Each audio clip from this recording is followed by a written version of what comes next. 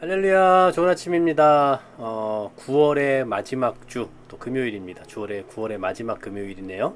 오늘도 힘차게 이 하루를 여셨으면 좋겠고요. 그리고 또 이번 주가 지나면 또 벌써 이제 10월이 찾아옵니다. 시간이 너무나 빨리 지나가고 있죠. 이렇게 빠르게 지나가는 시간 허비하지 않고 하나님의 말씀에 인도하심을 받으며 그 말씀의 순종함 속에서 하루하루를 의미 있게 살아내는 우리 모두가 되시길 간절히 소망합니다. 고린도 교회는 사도 바울에게 여러 가지 실망을 줬습니다. 크게 한 세 가지 정도로 볼 수 있는데요. 오늘 본문에서 등장하고 이 11절의 말씀을 통해서 알 수 있는 것처럼 고린도 교회가 이 사도 바울을 변호해 주지 않아요.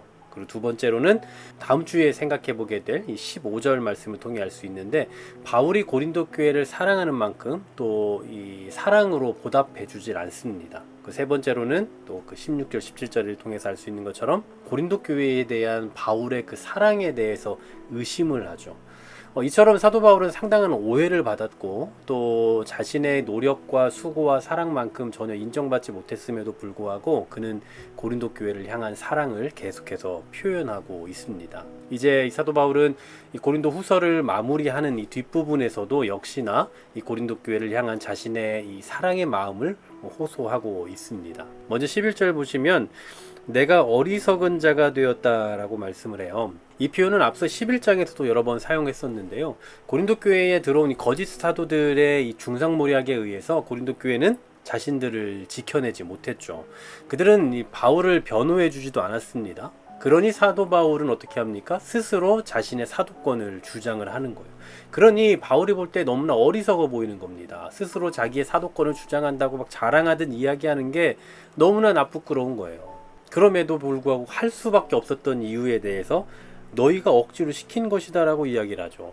그렇게 하라고 했다 이건 아니지만, 고린도 교회가 사도 바울에 대해서 인정하지 않고 그 거짓에 자꾸 속아 넘어가니 어쩔 수 없이 이렇게라도 할 수밖에 없었던 그 상황을 이렇게 표현을 하고 있는 겁니다. 계속해서 사도 바울은 자기 자신에 대해서 이렇게 소개하죠. 나는 너에게 칭찬을 받아야 마땅하다. 내가 아무것도 아니나 지극히 크다는 사도들보다 조금도 부족하지 아니하다 라고 말하죠. 어쩌면 이런 표현들을 스스로 한다라는 건 좀 나쁘끄러운 표현일 수도 있어요. 그러니까 이제 모든 전후 맥락을 다 빼고 이런 내용들만 보면 사도 바울이 되게 교만하고 자기 자신을 나타내고 드러내는 사람인 것처럼 보이지만, 이제 우리는 이미 앞서 내용을 쭉 봤잖아요. 사도 바울이 이렇게라도 할 수밖에 없었던 그런 상황이 있었다라는 사실입니다. 그만큼 사도 바울은 인정받지 못했고 사랑받지 못했고 존중받지 못했던 거예요. 얼마나 외로웠을지 우리가 겪어보지 않았지만 이 말씀을 통해서 충분히 추론해 볼 수 있습니다. 자, 그러면서 사도 바울은 자신이 진정한 사도임에 대한 이유를 말하죠. 사도의 표가 된 것은 내가 너희 가운데서 참음과 표적과 기사와 능력을 행한 것이다 라고 말씀하죠. 여러 가지 사도된 표들이 있겠지만 당시에 거짓 사도들도 나름의 자기들의 어떤 사도성을 주장하는 그런 이야기들이 있었겠지만, 사도 바울은 이런 부분에 있어서 너무나도 분명하게 자신의 사도됨을 드러냈다라는 거예요. 특히 기사와 능력, 이런 건 굉장히 신비한 능력일 거 아닙니까? 하지만 사도 바울이 이러한 일들을 행했던 이유는 이것 자체가 목적이 아니었어요. 기적을 일으키고 그래서 자신이 대단한 사람이라는 걸 보이려는 의도가 아니라 자신의 사도성을 드러내기 위한 하나의 도구였음을 드러내주고 있는 거죠. 그러면서 사도 바울은 자신이 그 당시에 보통의 사도들, 그러니까 이제 거짓 사도 말고 보통의 사도들과 좀 다른 점이 있었다면 자신은 교회의 후원을 받지 않았다라는 것을 밝혀주고 있죠. 13절입니다. 내 자신이 너희에게 폐를 끼치지 아니한 일 밖에 다른 교회보다 부족하게 한 것이 없다 이 얘기죠. 그러니까 다른 점이라면 다른 교회보다 부족한 것이 없다 하는데, 너에게 폐를 끼치지 아니한 이 다른 유일한 일이라면 고린도 교회의 후원을 받지 않았다라는 사실이에요. 그리고 그 이유는 뭐라고요? 경제적인 부담을 주지 않으려 하기 위한, 그러니까 폐를 끼치지 않기 위함이다 라고 이야기합니다. 이걸 통해서 알 수 있는 게 뭐냐면, 이제 하다 막 별의 별것을 가지고 다 이제 꼬투리를 잡는 거예요.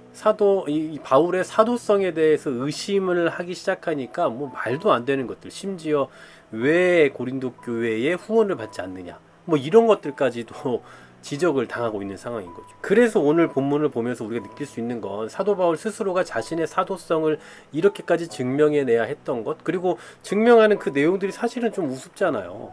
이렇게까지 말해야 되나 싶은 것들. 그만큼 고린도 교회는 지금 잘못된 기준을 가지고 있었다라는 거예요. 잘못된 표를 가지고 그것을 잣대로 삼아서 사도냐 아니냐를 구별해내고 있었다라는 겁니다. 이걸 보면서 우리가 느낄 수 있는 것 중에 하나는 이 고린도 교회가 그 당시에 교회를 이루는 이 기준을 잘못 설정하고 있었던 것처럼 우리 시대의 교회들도 혹시 이러한 교회의 잘못된 기준을 설정하고 있으면 어떡하나라는 걱정이 돼요.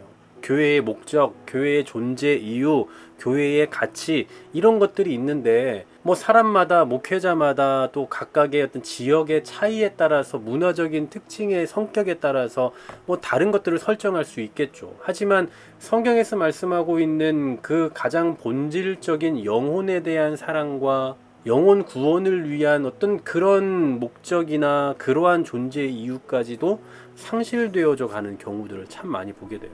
그러니까 너무나 다양한 교회들의 모습들이 나타나니 교회의 온전한 표본이 사라져 버리는 거예요. 어떠한 교회의 목적과 존재 이유가 무엇인가에 대한 분명한 기준이 사라져 가고 있고 그 기준, 그 잣대가 이제 모호해져 가고 있다라는 거죠. 그냥 어떤 경우에는 그냥 이제 건물 있고 사람만 있으면 그냥 교회다. 뭐 이 정도로 여기는 그런 모습들도 없지 않아 있단 말이에요. 그래서 우리가 성도로서 우리 교회가 정말 어떠한 정체성과 어떠한 목적을 가지고 전진하고 있는지, 어떤 성경적인 가치 기준을 가지고 가고 있는지에 대해서 관심을 갖고 또 그것을 위해서 또 기도할 수 있었으면 좋겠어요. 그리고 우리가 교회를 선택하는 문제에 있어서도 혹시 뭐 지금 교회를 찾고 계시는 분이 계시다면 그런 부분에 있어서 분명한 기준, 분명한 선이 있어야 됩니다.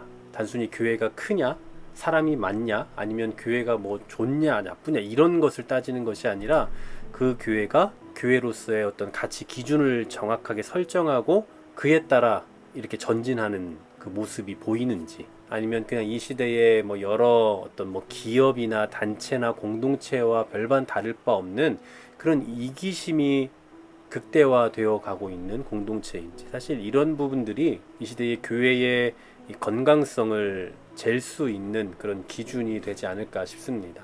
우리의 교회들을 위해서 계속해서 좀 기도해 주셨으면 좋겠습니다. 여러분 섬기시는 그 교회가 건강한 목적과 건강한 기준을 가지고 전진해 갈 수 있게 해달라고 늘 기도해 주시고, 오늘 하루도 그런 명확한 기준을 가진 교회로서의 삶을 여러분의 삶의 현장에서 보이며 살아내는 은혜가 있기를 소망합니다. 하나님, 우리를 교회로 삼아주셔서 교회로서의 역할들을 하게 하셨지만 이 시대의 많은 경우 교회의 목적과 존재 이유와 교회의 존재 가치에 대해서 모호한 기준을 가지고 있는 경우들도 보게 됩니다. 이러한 시대, 또 이러한 교회들을 긍휼히 여겨주시고 다시 성경이 말씀하는 그 교회의 참된 목적과 이유를 분명히 설정하며 그것을 토대로 건강하게 전진해 갈 수 있는 우리들의 교회가 될 수 있도록 인도하여 주시옵소서. 예수 그리스도의 이름으로 기도하옵나이다.